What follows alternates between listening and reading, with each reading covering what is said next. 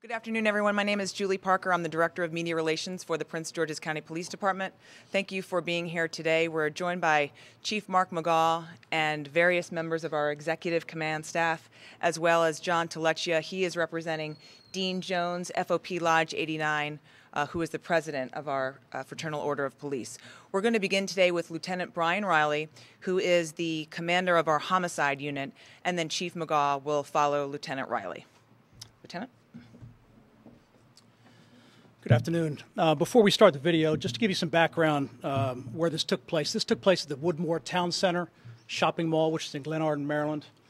Our officers had responded up there, two officers had responded up to meet some fellow squad mates of theirs for a going away luncheon for a squad member that was going to a specialty unit. On the video, you can see it says 11:33 in the morning. The two officers are parked along the curb there. And they are there early, waiting for their other squad mates. They put some windshield wiper fluid inside of the Crown Vic, which is the second vehicle. And as we move ahead, you can see the dump truck comes into view now in the left-hand side of the video screen. Okay.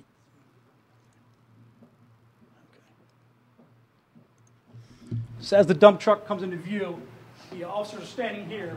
And that's the first interaction. And the dump truck driver, the suspect, says to our officers that they killed or hurt his brother in some kind of action earlier in the day.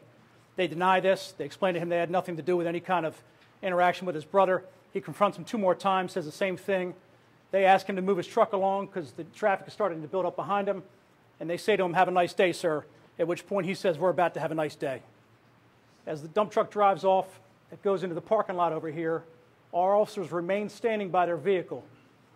There's a large area off to the left here. It's a parking lot that he does a U-turn in.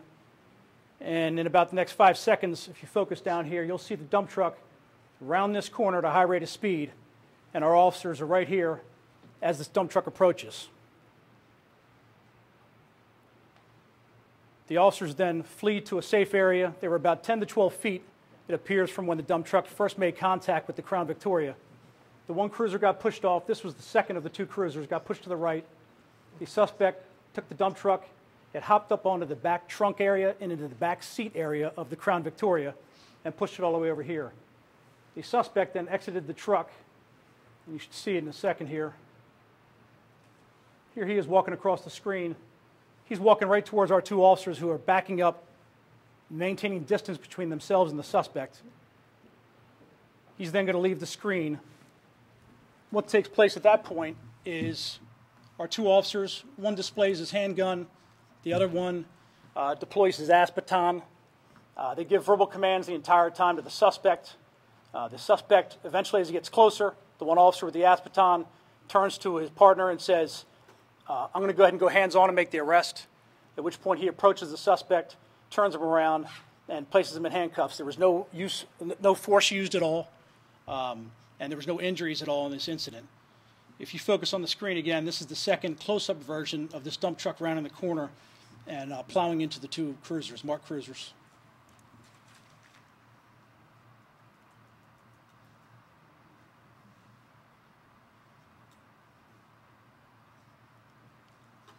Both these officers were off duty. They were scheduled to work evenings later on yesterday afternoon around 3:30.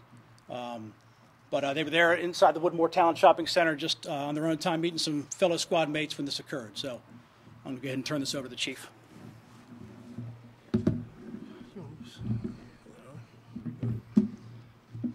This whole incident took less than a minute. And I'm going to play this back in just a second for you, real time, so that you can see the danger that these officers went through. It's by God's grace that these two officers weren't killed. Just before, seconds before that dump truck hits the first cruiser, those officers barely make it out from between those two cars. So again, it's by God's grace that these officers survived. But it goes to point out the dangers, the everyday dangers of this job. This is not an easy job. It's not something that's not 9 to 5. And being vigilant as a police officer is something that we stress and train every day about. Because you just don't know. When And it comes up, and it's a normal afternoon. They're waiting to go to lunch. This guy apparently is ranting and raving, and, you know, they move him on. Next thing they know, you know, he's coming around the corner at a high rate of speed right at him.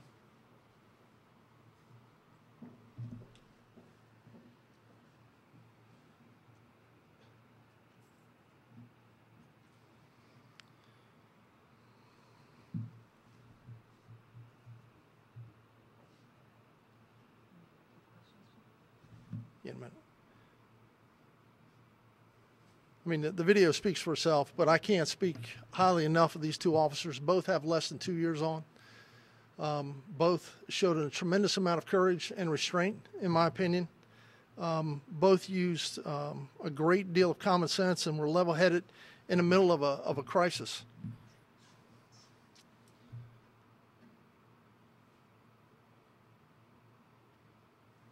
They use sound tactics. One of the things that so this just happens, you're standing there, you put yourself in their position. You're that police officer. This guy just literally runs over your two cruisers that you almost got trapped within, in the middle of, almost got crushed. Now what are you going to do? Now the truck comes to a stop. Does it have explosives in it? I don't know. They don't know. And all of a sudden this guy gets out and begins to immediately come walking straight at you. That's the threat that they faced. And what they did is, because of their training and their level-headedness and their calm demeanor under a very stressful situation, backed up, created distance, worked together as a team, and effected an arrest on this individual without any injuries to themselves or anyone else. They did a tremendous job. And that's something I think, and that's really one of the reasons I wanted to come out and speak to you today, is this illustrates the dangers of police work, but it also shows the professionalism of these officers on the department. Happy New Year. Keeps on moving on.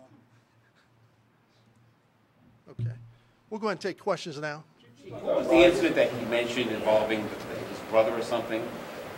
Initially, he pulls up and he's ranting and raving to the officers that are standing there putting windshield wiper fluid in their cars about how these officers had just killed his brother. And they're like, we don't know what you're talking about. He's backing up traffic.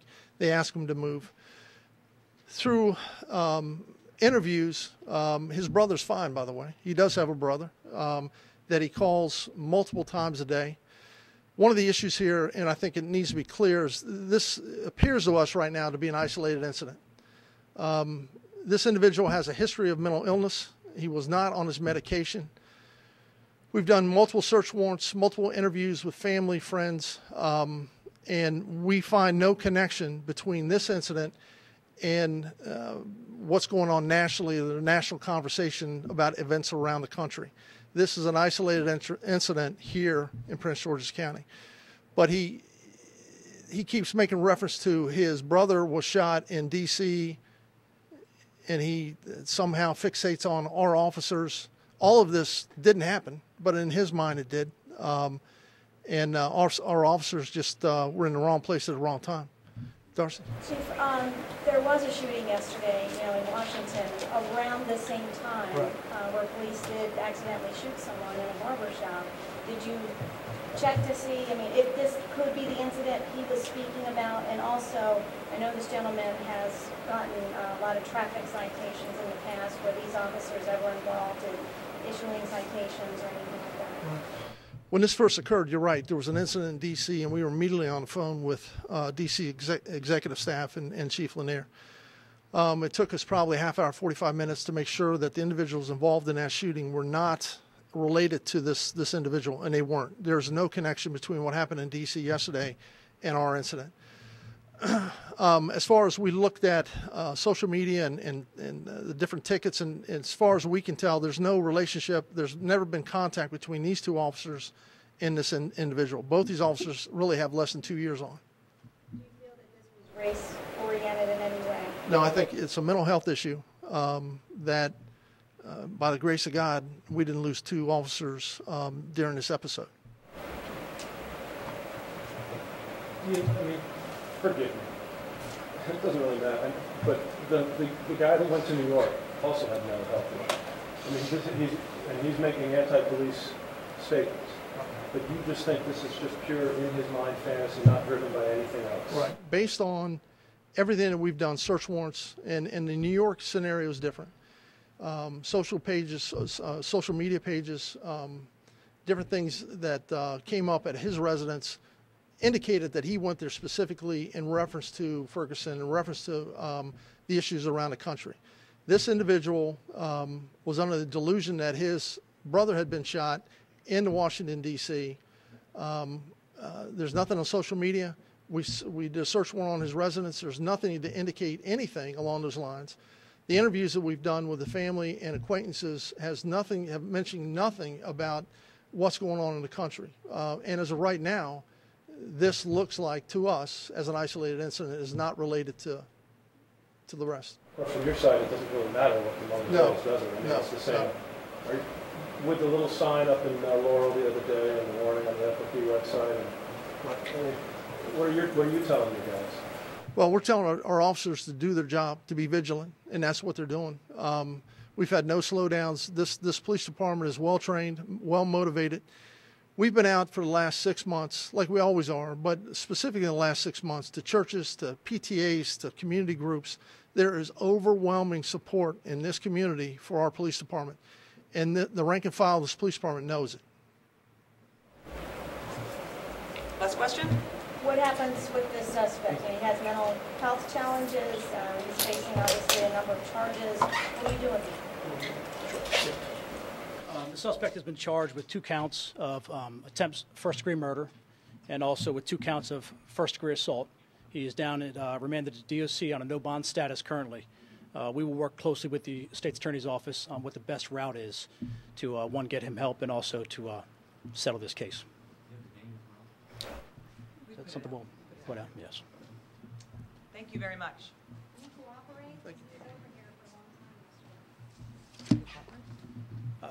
We did speak to him for a while to gather some intel on what all took place. We did speak to him for a while. Cooperate. We didn't get the entire story we were maybe hoping to get, but we did speak to him for a while, and he's forthcoming about some of the issues he has, yes. Any apologies, regret, snapping to his senses, any of that? None that I'm aware of, no. Did he mention he was on medication or his brother gave him medication? That's some of the stuff we're still dealing with now with the family, and it's still part of our investigation. I'd rather not get too involved in that. Thank you.